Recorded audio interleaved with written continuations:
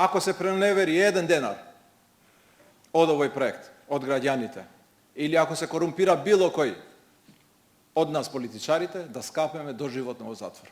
Не само што не е 1 денар, туку криминалот се брои во десетици, а можеби и стотици милиони евра.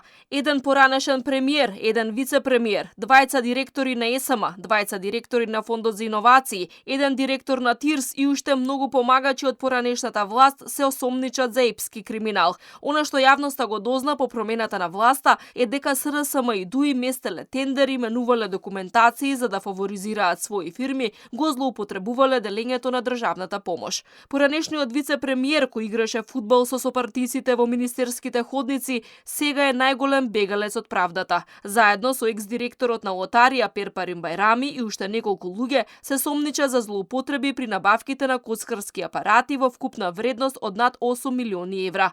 Поранешниот премиер Димитар Ковачевски пак е под лупа на обвинителите за противзаконско формирање на друштвото лотарија, но засега нема официјално отворен случај. Груби претходно беше ставен на црната листа на САД за случај со значителна корупција и директна вмешаност во судски скандал со мито и корупција. Од Косово порача дека е чист како солза и дека ќе се врати во земјава кога ќе му завршат предвидените обврски, но по се изгледа тие ќе се пролонгираат на неопределено време. Премиерот рече дека власта располага со информации за многу поголема проневера од она за кое сега има докази и пријави. Истрагата е се уште отворена, па не се споделуваат детали. Криминалот во државните електрани пак има епски размери. Од пофалбите пред 2 години дека заради него најуспешно се изменаџирала енергетската криза, денеска поранешниот директор на АДСМ Васко Ковачевски е осомничен во случајот за злоупотреба со местење тендери, при што ја оштетил државата за 6,5 милиони евра. Обвинителството против Ковачевски води 2 постапки, едната како директор на ЕСМ, а другата за злоупотреба кога беше прв човек на РЕК Битола.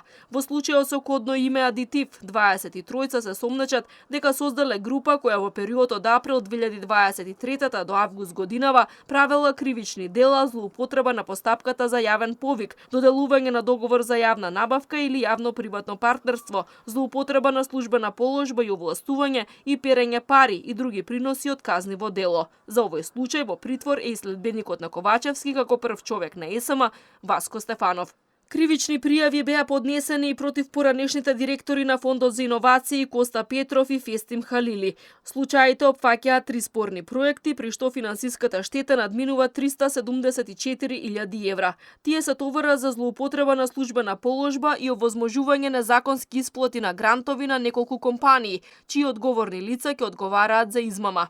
Обвинителството се уште нема срочено обвинение ниту за случајот со струмичкиот бизнисмен Крмзов. Сомнавањата се дека биле испумпани милиони од државната каса преку фирми на косовски државјани со измислени имиња преку фиктивен поврат на ДДВ. Истрагата се прошири на повеќе струмички фирми, а меѓу другото се испитува како милиони евра преку пропаднатата Евростандард банка биле префрлани на сметки во Турција. Надлежните треба да откријат и дали криминалците имале врски во обвинителството, царината, УЈП и други институции кои му возможиле нелегално да се збогатат.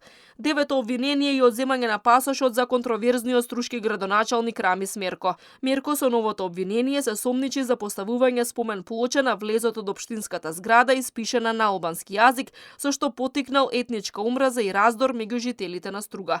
Тој од лани е на црната листа на САД поради вмешаност во корупција и влијание во судски процеси. Истрагите продолжуваат, обвиненијата против поранешни и сегашни функционери се нижат, а надлежните уверуваат дека случаите на криминал и корупција на претходната власт полека почнуваат да се расветлуваат.